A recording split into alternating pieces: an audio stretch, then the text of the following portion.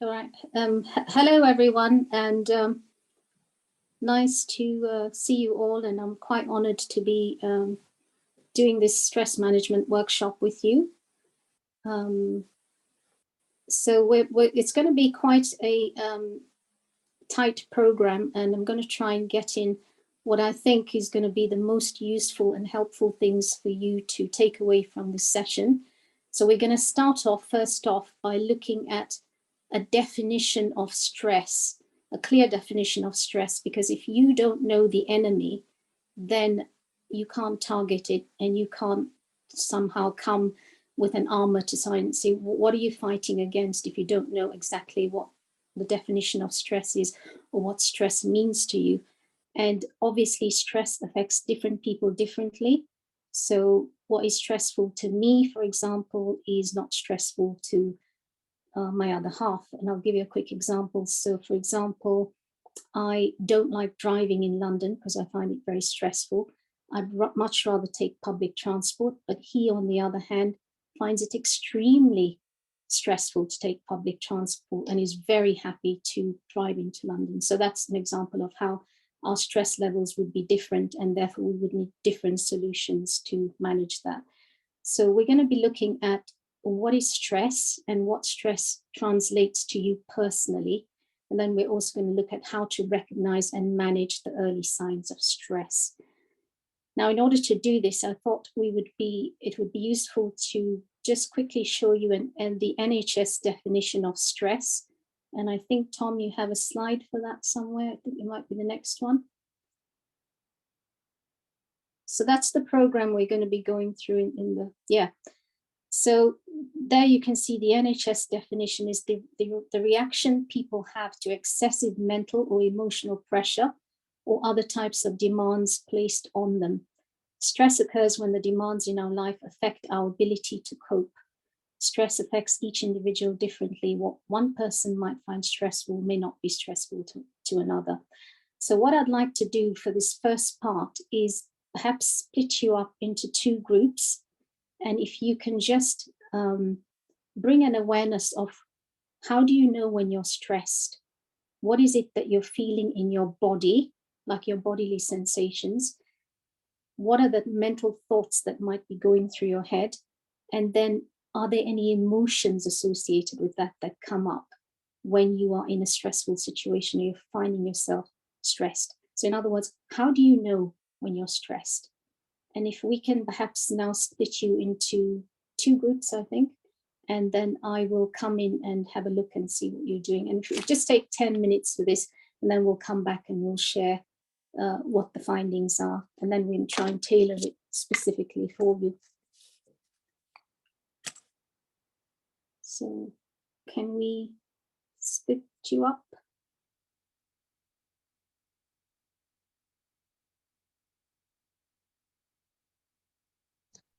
Cool. So the breakout rooms should be in front of you. And then basically you just click join. Don't panic, Tereza. You won't have that in front of you because then you can flick between the two. Okay.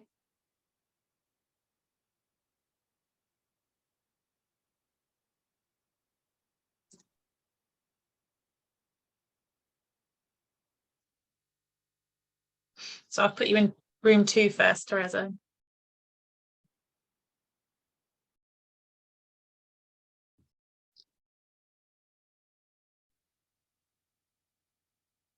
So Phil, did you get something that comes up on your screen and then it says join room 2?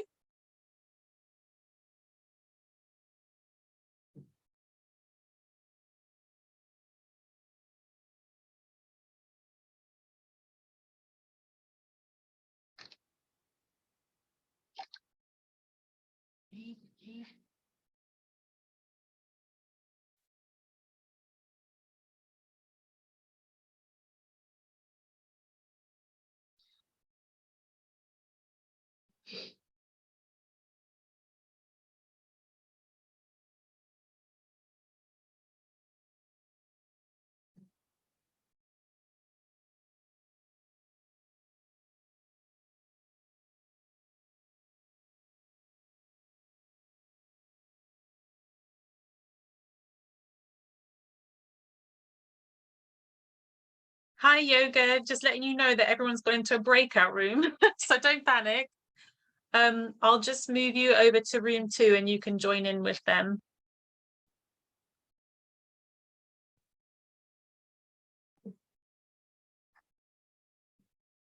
So on your screen, yoga, it should say, please join room 2.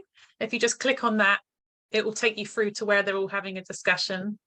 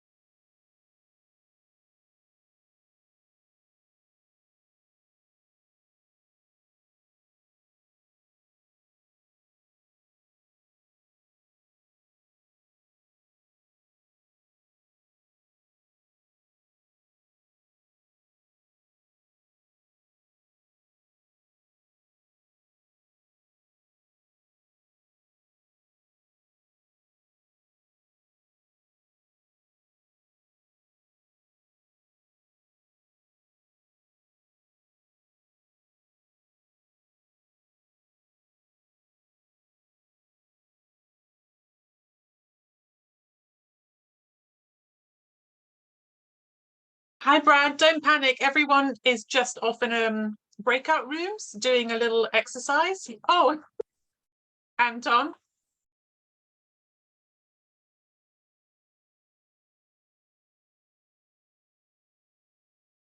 So just so you know, Anton, they're all out in a breakout room at the moment. So don't panic. You are in the right place. I couldn't get it. It wouldn't let me in. It just wouldn't let me in. So. Oh, well, I can see you now. So they're all just in a breakout room. So I'll send you through to the one that's got Lisa in it.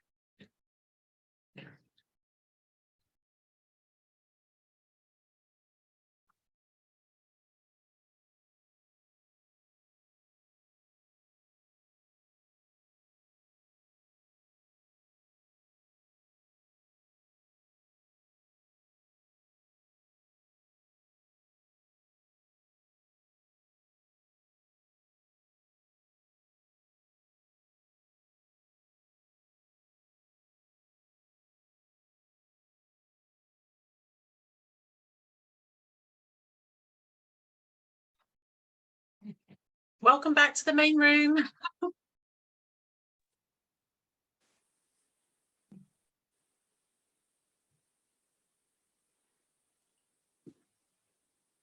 So we'll let people come back in.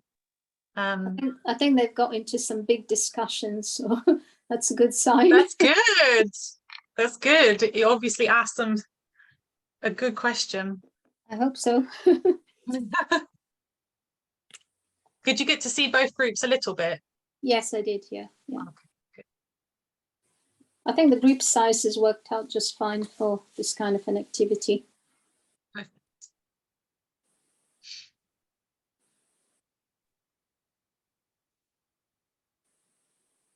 Welcome back everyone. All right, welcome back, everyone. I hope you found that little exercise useful. The reason I asked you to do that is, number one, I want to raise your self-awareness on what are your own stress symptoms and your own stress triggers that you can recognize when it's happening to you. And if you know that, then you can better manage it, okay? So that's basically where I'm coming from. Now, I'm going to go through some. Did you have a scribe actually from group 1 that might want to give us some feedback on what were your findings, and then we'll do a whole. I'll give you some of my own that I've gathered over the years. So maybe group 1. Do we have a scribe?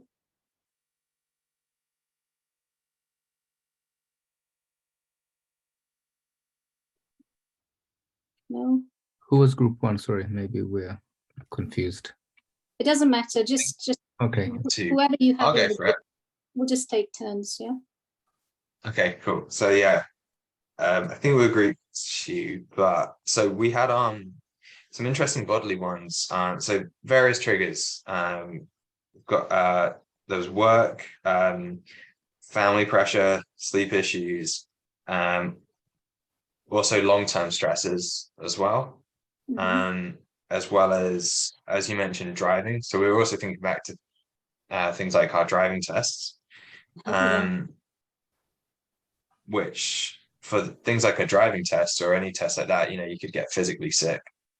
One of the common areas we were discussing was headaches, and also the back for especially long-term stress on the body, where you feel like you're holding it and you've got it under control, but actually there's something giving. In terms of thoughts, and there was also head throbbing, palpitations in the heart, a feeling of overwhelmed. Yes. Like I said, not in control, and also not just throbbing in the head, but migraines. So something a lot more severe. Yeah. Excellent. Yeah. All right. And what about the other group?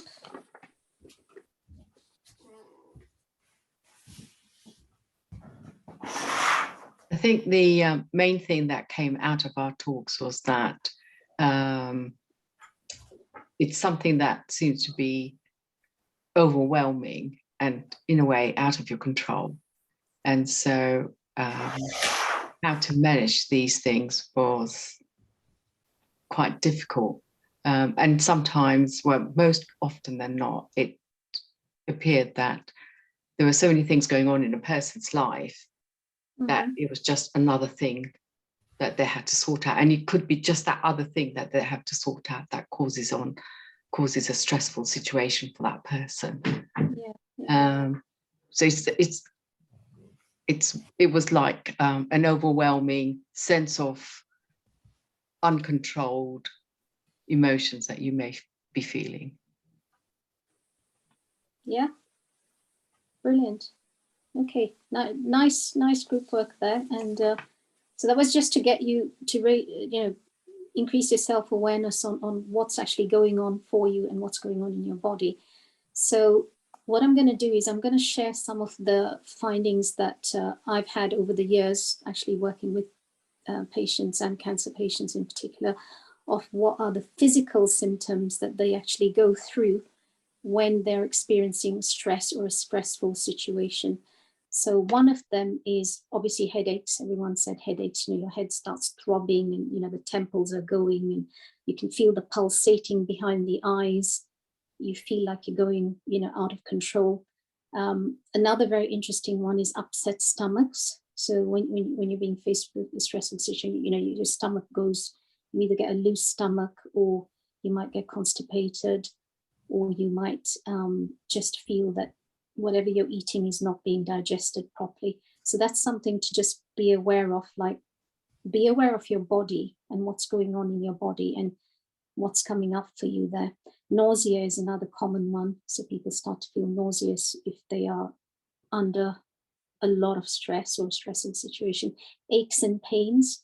You might start getting aches and pains, for example, in the neck area in particular. You're tensed up by this and your shoulders are up, and you're constantly like this because you're expecting someone to ask you for something else, or the boss is going to come with something, or you don't know about the diagnosis or any of that stuff that's happening. And what I actually wanted to do with this exercise is split it into physical, mental, emotional, so that as you start to increase your awareness on this, then what happens is basically you start to get into a situation where you're able to handle it better, because all of a sudden you think, oh, it's that stomach again. What's triggering it? What's causing it? So, when you're aware of that, you can start to look at the triggers quite clearly, and you can start to take some action maybe before you actually get to that point in future, if that makes sense. All right. Another one is chest pain. Some people have experienced tightness in the chest. If something you feel is out of your control or you're not going to be able to deal with it, then the chest tightens up and you start to sort of collapse inwards. So basically there are two ways that you can be. Your body is either opening up and you're starting to feel a sense of, I feel that, I can cope with this. It's okay. I can deal with this. Or you start to close down. Okay. And so those are the basically two states that the body goes into, and then the symptoms follow, whether it's in the head, the chest, the stomach, the feet, the clammy hands, your hands get cold, you might get hot sweats, for example, lots and lots of different things. The mouth can go very dry, you get sweaty, you get shaky. These are all sort of symptoms of stress, and they're all sort of physical symptoms of stress that you can take on board. Then if we move on to mental, some of the mental things that you're going to go through are you're going to have racing thoughts. So if you can just give me a wave if you've ever experienced racing thoughts, like when you start to get into a stressful situation, you're, and then this is going to happen and that's going to happen, and then, I'm not going to be able to deal with that. So that's quite a common one. Worrying, obviously, one worry leads to the next worry, and before you know it, you've got this massive worry cloud sort of hanging over you, that you walk into a room and someone goes, gosh, what's wrong with you? What happened? And you think, gosh, is it that obvious? But you are walking in with this ton of worry that someone picks up because they sense your energy, right? So that's another thing to be aware of.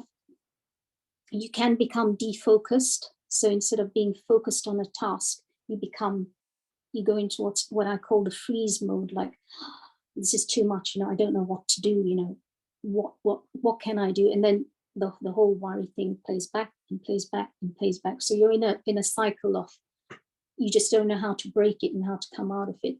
You get forgetful. I mean, how many of you have done that, where you're in such a state that you don't even remember the glasses are on the top of the head, and you get into a panic state and you're looking for them, and they're there, but because your mind has gone, you don't know where, the solutions are sometimes there, but because your mind is playing tricks on you, it just becomes forgetful. So be aware. Are you getting forgetful? Are you forgetting things? And how often is that happening? And then look at the underlying causes. What might happen there? Then the other thing we can look at is pessimism and negativity. That whole thing about, oh, you know what, I'm never going to get this right. this is just not working out. So you go into that negative cycle. That's another thing to become aware of. You catastrophize. Quick show of hands if you catastrophize. And by that, I mean, you look at the worst possible outcome or the worst possible scenario before it's even happened. Yeah, we've all done it. Everyone's done it. You just jump to that point where you think, Tom didn't look at me when I came into the room. That means that Lizzie doesn't like me. And if Lizzie doesn't like me, it means all the other people that are coming are not going to like me. And oh, doom, I can't do this. It's not going to happen. So those are your thoughts. Okay, so the reason I've now spent a bit of time talking about the thoughts is I want you to know how powerful, very, very powerful your thoughts are, and how much of a massive role your thoughts play in the stress process. Because with thoughts, if you can just observe your thoughts, okay, and what's going on in your thoughts, you will find that there are basically two types of thoughts, okay? They're tonic or they're toxic. There's nothing else. There's nothing in between. Okay, so a tonic thought would be like a loving thought. So if you've got someone like in your family that makes you really happy, and when you think of that person, I want you to just do this exercise very quickly with me. Who do you know, or a situation? It could be a pet, a person, a grandchild, a daughter, a son, doesn't matter. That as soon as you think of that person or the name, you feel that spark and you feel really happy. Can you all think of something like that? Yeah, and Lizzie's smiling and a thumbs up. So that's what I mean by a tonic thought. Excellent. That's a tonic thought, right? What did that do in your body? How did that manifest in your body? It gave you a surge of like a positivity, and you had some energy. You could go and do the next task that you wanted to do. Yeah. Fantastic. That's a tonic thought. Maybe it's about your favorite food and you think, oh yeah, I'm going to have that. And then suddenly you get that, whoa, I'm going to do that now. The opposite of that is a toxic thought. Okay. And a toxic thought is something that is just going to make you angry. It's going to trigger you. It's going to, whatever, the worst possible thing that you can think. That's a toxic thought. And when you have a toxic thought, it has a reaction in your body. Okay. When you have a toxic thought, the cells in your body start to shut down and they tighten up. And when that happens, you're either going to get knotted in the stomach, your digestive system is going to start shutting down, your cells don't perform like they're supposed to.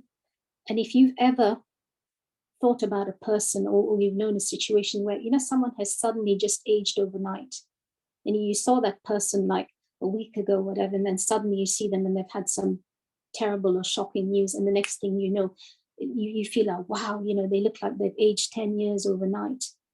That's the toxicity, and that's the cells shutting down and the reaction from the body. Okay, so now with that knowledge, the tonic and the toxic thought, how can you become aware of what you're thinking and how these toxic thoughts are taking over your body and your mind? When you are in the stressful situation and you're having a thought, we're going into the fight-flight response now, okay? So when stress hormones are released in the body, the first thing you want to do is you either want to attack it full on, so you're going into the fight response, or you're going to completely run away from it. So this is the saber-toothed tiger that's now chasing you, and it's about to eat you up, and you're like, well, I'm going to run away, or I'm going to get my spear and I'm going to fight it. You fight, flight. But now, in modern day, we're obviously not being chased by a saber-toothed tiger, right? We're facing stressful situations. It's that someone's making unreasonable demands of you, or you've been diagnosed with cancer, or someone close to you is going through a difficult time, you've had bad news, or, whatever that might be, the stress hormones are releasing in the body, okay? And so you're having these reactions, okay? So now with that in mind, what I'd like you to do is when you are having those thoughts, you have to ask yourself a question. You stop. In a stressful situation, you stop and you ask yourself, what am I thinking? What's going through my head? Is it tonic or is it toxic? Okay, if it's a toxic thought, you're going to ask yourself, how is this helping the situation I'm in now? Is it helpful?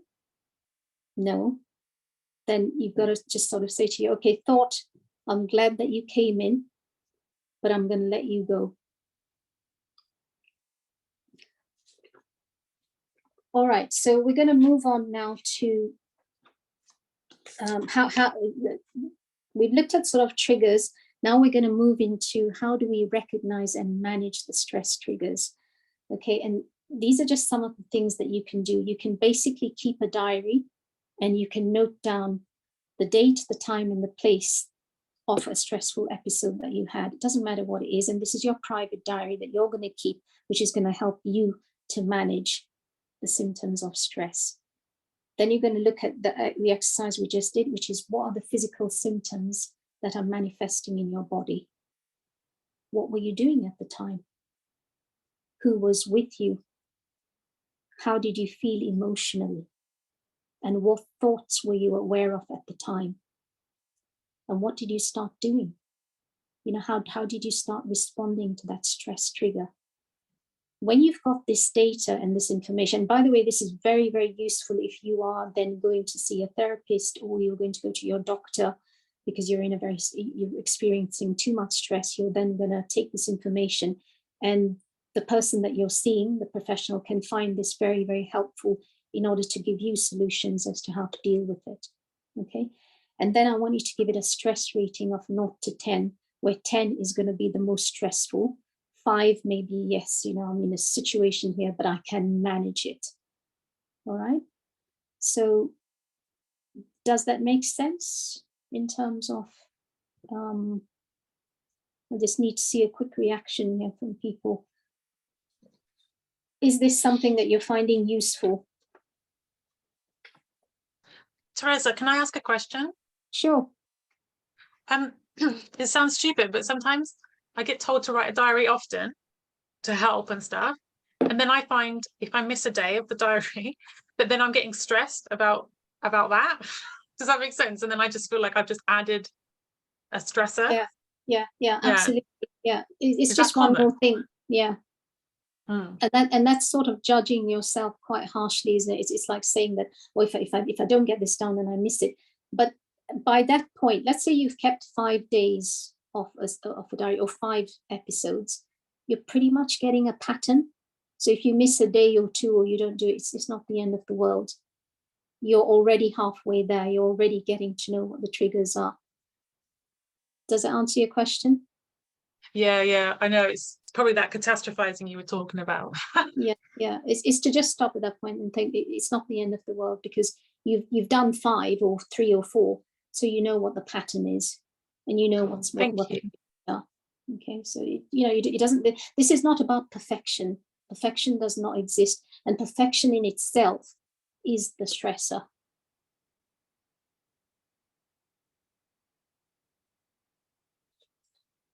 Okay, so then maybe we can move on to the next slide.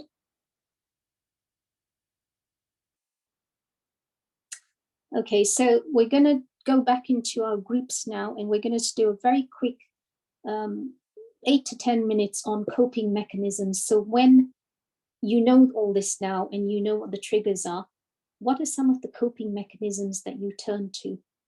And then we can come back and just have a quick discussion on what are the healthy versus the unhealthy coping mechanisms. And I'll give you some tips and techniques on that.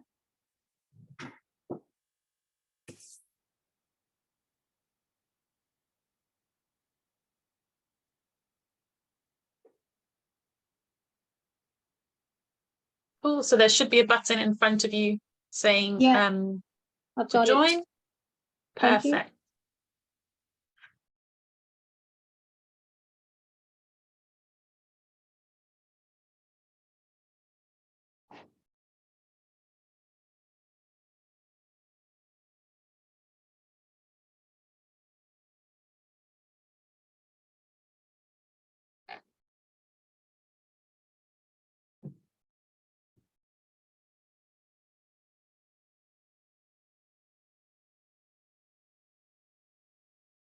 Hi, Kalida.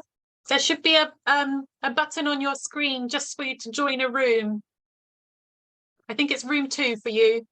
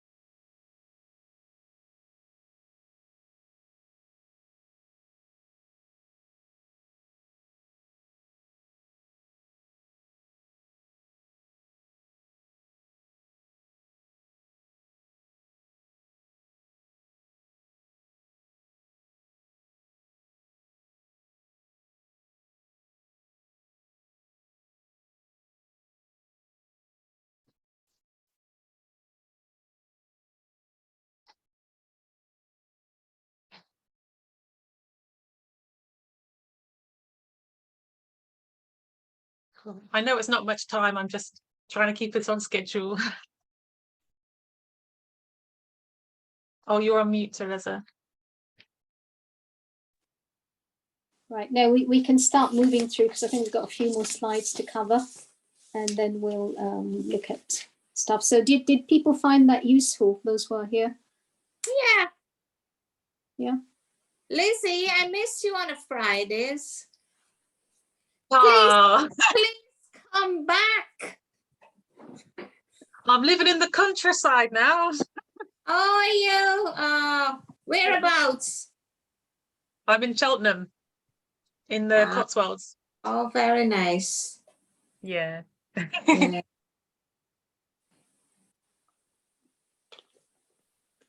Hello, Hello. welcome back. I hope you found that sort of useful, and that Yes, you got yes. Very useful. Very some useful. coping mechanisms on it. So I think we have a slide on the coping mechanisms, and we can actually, that can just move us straight into the tips and techniques part of it. And then I'll come back and give you one of the top coping mechanisms for seeing what's happening with your stress and your stress levels.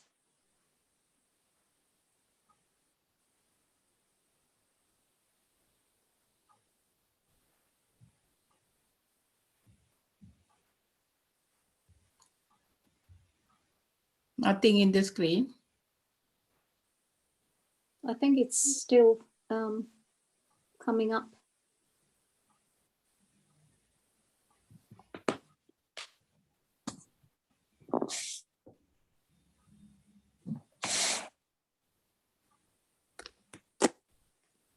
Cool. So I think Tom's, I just got a message from him. He's having trouble with internet. So he's going to log out and log in. So if you just Okay. continue, Tereza, once he's back All right. in, I'll Okay. get him sharing. All right, so I hope you found that sort of useful at looking at what are the ways in which I cope, and then just ask yourself whether they're helpful for you, you know, and then you can try and classify them into healthy versus unhealthy coping mechanisms. And just quick examples, unhealthy might be you turn to drinking, or the alcohol starts to get out of control. There's absolutely nothing wrong with having a glass of wine, or, you know, just helping you relax or whatever, but just be aware of how much of that are you having, and is it getting out of control? The same thing with sugar. You know, people turn to a sugary snack, or someone mentioned chocolate. Great, dark chocolate is fantastic, but are you having a bar, or are you having 3 bars of chocolate, right? So it's cumulative. And then there was a lot of very healthy coping mechanisms that were mentioned, like yoga, Tai Chi, deep breathing, laughter, crying, having a good cry, because it's your body's way of releasing the tension from the body, and it comes out through the tears, and then you calm down. Okay, so if you feel like having a good cry, have a good cry. Absolutely nothing wrong with that. You know, there may be something physical that you want to do. That's absolutely fine. Go ahead and do that. And then there's things like physically, you can go for a massage, you can do Tai Chi, you can do yoga, you can do meditation, mindfulness, go for a walk, make yourself something nice and calming and healthy and nourishing that you might want to sit down. You might want to meet up with some good friends, share a problem, have a talk. If things are really, really difficult and you need a therapist, it's a very good thing, because you don't always want to talk to people in the family about a difficult situation. So that might be the right time to go and have a few sessions with a counselor or a coach or talking therapist. Okay, so those are some of the healthy coping mechanisms that you can also look at. One of the top ones that I can give you, and this is an acronym for, basically this is actually a business model. It's been adapted from a business model that helps people to cope with change. So you're going through change. And when you're in a stressful situation, obviously what's happening is that your body is releasing a lot of stress hormones, and you need to manage whatever that change is that is coming to you. Okay, and this applies to all situations, whether it's a cancer diagnosis, or you're living with a terminal illness, or you are facing a dysfunctional relationship, or there's something terrible going on that you feel is out of control, this pattern of recognition can help you to cope with the stressful situation. So the acronym is basically ASERA, and the S stands for shock. So the first thing that happens is there's a shock wave that goes through your body. She's like, why me? You know, what did I do? And by the way, just so that we're clear, this is not linear. Although the acronym is linear, the stages that you may be going through are not necessarily linear. Okay, so they may be that you could experience anger first, and then once the anger subsides, you might go into shock and think, how could that happen? How could they do this to me? You know, why am I in this situation? And so that's one of the stages. So it's just knowing, what stage am I going through? And then knowing that you are going to move on to the next one. Okay, so the first three are normally, like I say, shock. You've got to allow time to absorb that news and for that energy to flow back to you in a positive way. The next one might be anger or anxiety.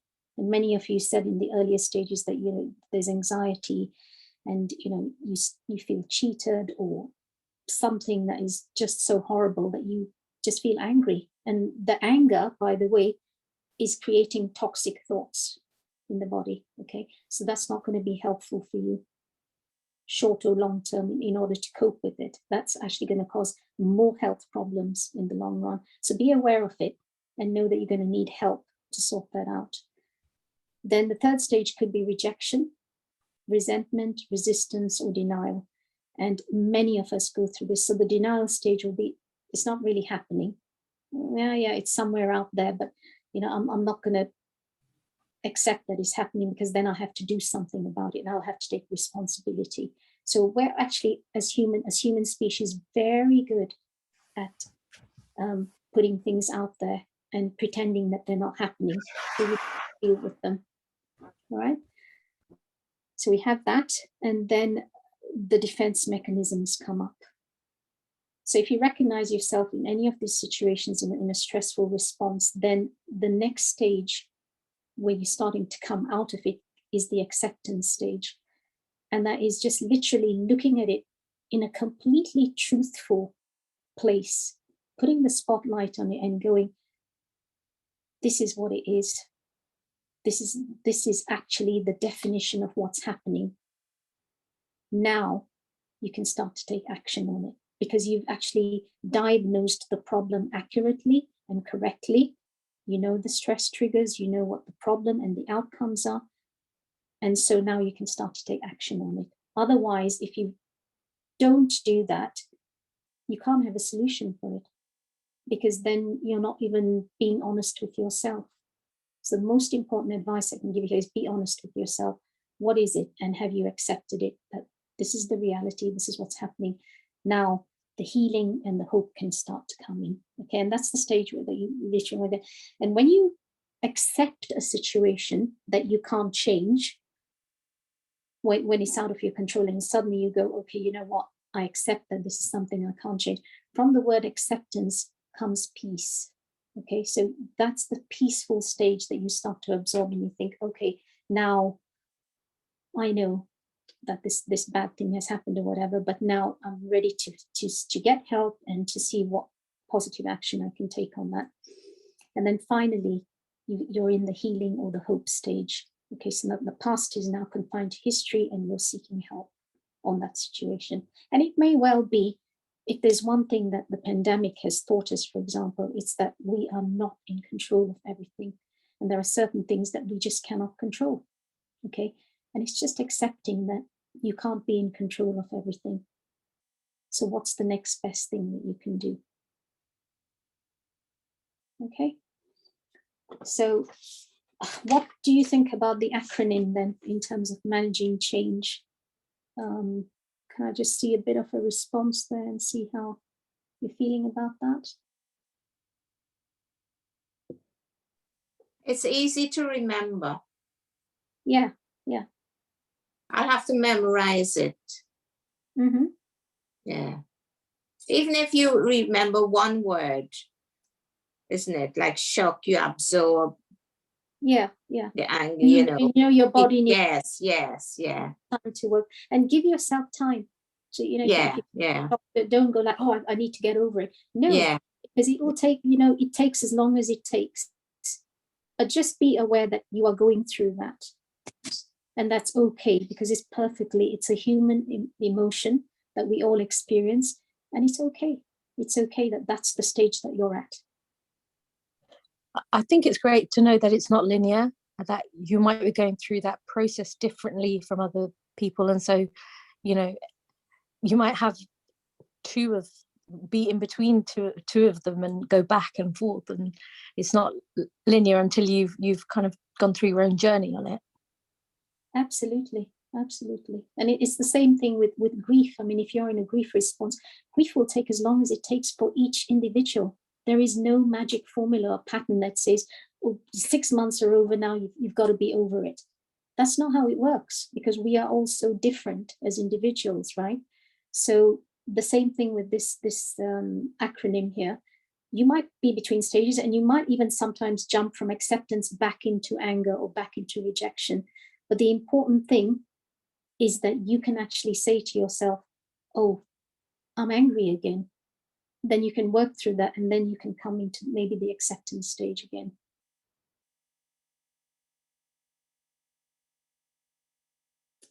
Okay, just mindful of the time. So if I'm glad that you've grasped that one, then maybe we can move into the tips and techniques.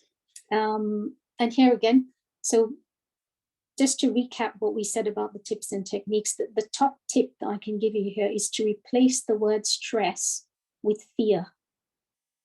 And then just ask yourself this most important question, which is, what am I afraid of?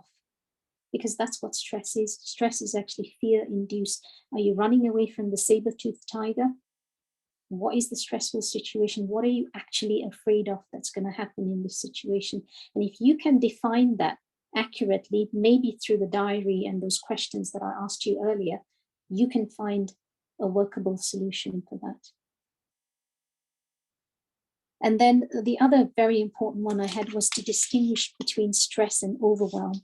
I heard the word overwhelm quite a lot in the early stages when we started the session, and we were talking about people said overwhelm. And I want you to know that your language and the words that you use to describe the situation are the most powerful things that you can actually have in your control arena. So the word stress is basically external or internal pressure, but you quite often can handle it, and you quite often know what to do, or you can get the right help. Overwhelm, on the other hand, is when you are totally incapable of taking any action because there's an extreme level of stress going on. Okay? And if you can name it accurately, it loses its power over you, and you're able to take a bit more of your power back. So just bear that in mind and be very, very careful. Is it stress or is it overwhelm? And the top tip for you here is, if you are in overwhelm, what you can actually do is take time out. You just literally say, you know what, I'm blown here. I cannot deal with this. I don't know what to do. So what am I going to do? Take time out and just put yourself out the situation. Breathe. If you want to take 10 minutes out until you calm down, because your stressful situation, it can't go on. It's a wave that's going to go up and then it's going to come back down again. So just wait until it peaks and comes back down. Then you can come back, and you might then move from overwhelm into stress. And then when you're in stress, you've got some things that you can do about that to manage it. Okay, so I hope that makes sense to you, but you can check with me at the end. Then recognize and accept what is within your control and what isn't. What help and support can you get? There's loads of organizations, and ARC is a brilliant one where I'm sure there's resources of all sorts that you can access there. Keep connecting to your breath, because when you're breathing, you know that you're alive, and you're connecting your breath to your body, and that's bringing in oxygen into those vital organs in your body, and they are working for you. Okay. Another one is to adopt an attitude of gratitude. What are the things that are going well in your life? Who's there for you? Okay. And then looking at what particular thing works to calm you down. And then we've already said, talk to a therapist or a counselor other than a family member.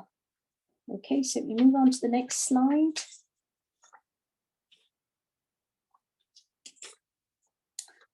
And I hope you all are aware of the box breath or the 4x4. So basically you just start by emptying your lungs out, and then you count in for, count to 4 as you're breathing in. Brilliant. Well done, Lizzie. Okay, so it's 4 in, hold at the top for 4, and then 4 out, hold at the bottom for 4, and then 4 up. So it's just like a box, and you're working around this box. And as you keep working around the box, you will find you start to calm down. That's just the way the autonomic nervous system works. It will calm down. So the breathing is really important. Regular exercise, keeping hydrated, very, very important. We already talked about mindfulness, meditation, prayer, spiritual support, yoga, Pilates, Tai Chi, massage, soft music, candles, relaxation, joining a support group, talking to a friend, journaling your thoughts, fears, hopes. And then Neelam had a fantastic one, which was, we talked about moan time. And if you want to have a good old moan, give yourself a time limit, let's say 10 minutes or half an hour. You're going to have a good old moan to a trusted friend, get it out your system, and then say, okay, now let me move on to something tonic here. What are the tonic thoughts I now need to start thinking about? Okay. And then obviously the GP is always available as well for if the stress levels get out of control. Okay, should we move on to the next bit? Okay, before we move on to questions and answers, I just want to say, if you find yourself looking at that definition between stress and overwhelm, and if you are in overwhelm, then just do one thing: give yourself permission to do nothing. And when I say nothing, I mean absolutely nothing. You're just going to stop whatever you're doing. You're going to take 10 or 15 minutes out if you're in a stressful work situation or whatever, and you're just going to do your box breath. Okay? And nothing is definitely worth doing because it resets your mind, it refreshes you, and you're able to rethink that situation. Then you can come back and say, okay, what did I miss? What can I look at now? Okay? So nothingness, they say, is the only way to reset after overwhelm. And by the way, this is research. This is not me saying it. They've done some research on it, and they've said that if you are in overwhelm, the only way to come out of it is called nothingness. So you do nothingness, you reset, you can come back and you can think through. But please, please, please bear in mind the difference between stress and overwhelm. Give it the right word, because the right word will help you find the right solution. So language that you're using to yourself and your head in your tonic or toxic thoughts is very important, because it's feeding into your body, and then your body is going to experience the outcomes of those thoughts. So just play this game. It's called Catch a Thought. If you're finding yourself in a situation, catch a thought. What am I thinking? Where did that thought come from? And just know this: you are not your thoughts.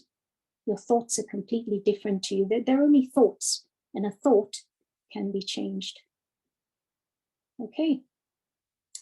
Over to question and answers then.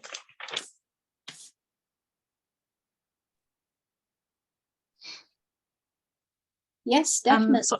We can, yeah, we can do the slideshow for as handouts or whatever. I was just going to say that Emma had a really good question earlier on, so I don't know if she wants to ask that.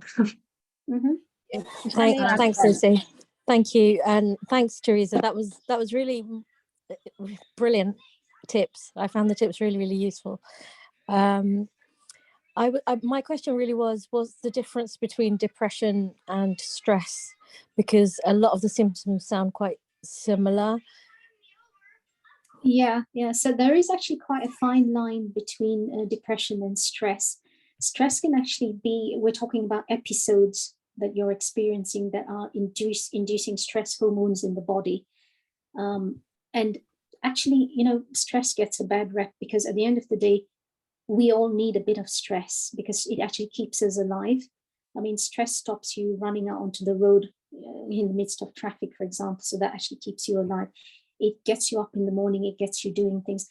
It's when stress is too much, or it's intense and it is prolonged, that it, you know, it keeps going on and on and on. That's when the stressful situation is going to turn into overwhelm, and overwhelm is going to turn into depression. So the depression is more like your thoughts go to that point where it's dark and you start thinking the worst possible things and you go, oh, that's going to happen again, you know. So that's, I think, the difference between stress and depression. Yeah, so depression is more like you may not be depressed all the time, but you may be depressed some of the time. Whereas stress is more to do with episodic, you know, things that you want to make sure that it's not prolonged stress. But a little bit of stress is good. It keeps you alive. It helps you do things. It's not the enemy. It's overwhelm that's the enemy. So I don't know whether the definition helped you of looking at, is it stress or is it overwhelm? Thank you. Can I have something? Yeah, sure. Yeah, I know one person. He's eating time. He's when he started to eat, then when the end time, sometimes he fainted, can't breathe even. Yeah. Yeah, is it? I think so. I saw him before those days. He had stress. Then after that, when that time he started eating, he fainted. Oh, so Anything? What shall we do? Yeah. It could be a medical. There could be a medical underlying condition for that. And yeah, we went there. We saw the GP, and we went to the hospital. They did cardiology, everything they did. They said nothing. But when we have to eat something, it is going to the stomach, not in for the blood going to the brain. 1 or 2 seconds, he fainted. May cause be the stress. Yeah, I that's a bit beyond my scope, I'm afraid. It sounds like there's something physiological going on. There could be a connection between the brain and the body there that needs to be better understood in his particular situation. Okay, we want to take him again for the GPO. I think so. I think that, and then maybe a proper analysis and maybe a second opinion as well. Okay, thank you. Because of he went there, GP and everything, he went to the Mayday hospital and go through 24 hours monitor and everything. They couldn't find out. The normal life is okay. When we had the food eating only, it's happened for. Yeah, so that sounds every year it's happened. Yeah. Yeah, it sounds very physical, like definitely some kind of an underlying medical condition, maybe. Okay. Thank you. Thanks a lot. Yeah. Thanks so much, Tereza. It's been absolutely incredible. Just before we start to close up, Lizzie, would you mind just sharing the poll again, just so we get a comparison between the two? Because I feel like, I don't know about anyone else, but I feel like after that talk, there's definitely some things which could kind of equip to deal with stress of cancer a lot better. So just a reminder of the questions. The first one is, I feel confident to recommend cancer screenings to friends and family. Strongly agree, disagree, or strongly disagree.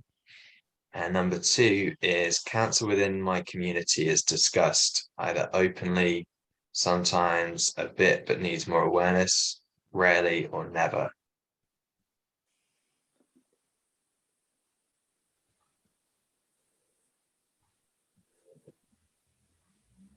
Great. Thank you very much. So yeah, overwhelming on strongly agree, very positive on the top one, and yeah, good to discuss it a bit more by the looks of things. So great. Thank you very much, everyone. And just would like to say, yeah, we are looking to do more work with Tereza as well. So that will be going ahead hopefully soon. We'll keep you posted. I think you'll all agree it's been absolutely fantastic. Yeah, stress is something we can all relate to, and especially over the last few years. And yeah, it's been vital. And just a reminder of the next couple of dates. So next month we have an awareness talk for breast cancer nutrition on the 11th of October. And that's with Catherine, who's a nutritionist in Pakistan. And Lorraine is doing a pop-up event for Corona BME and ARCC at Corona University Hospital on the 12th and 13th of October. So yeah, thank you. Back to you, Tereza. Thank you so much again. Yeah, it's been very educational and very calming. I feel a lot calmer after that. I'm glad So to hear thank you. it, Tom. Thank you. Thank you very much for your. Thank you. It's Yeah, really thank brilliant. you. Thank you. Thanks, Tom. Yeah, thank you. It's been an honor. Please share this one. Thanks, Slideshow for us, everybody. We need it. Yeah. Yeah, wonderful. Thank you so Thank much. Thank Yeah, you. Bye. This Thank will you. also be on the YouTube channel as well. So we'll let you know about that as well. Brilliant. Thank you. Take and care, thank you everyone. to those who shared in the group. Thanks very much. Okay. Definitely. Bye. Thank you, yeah.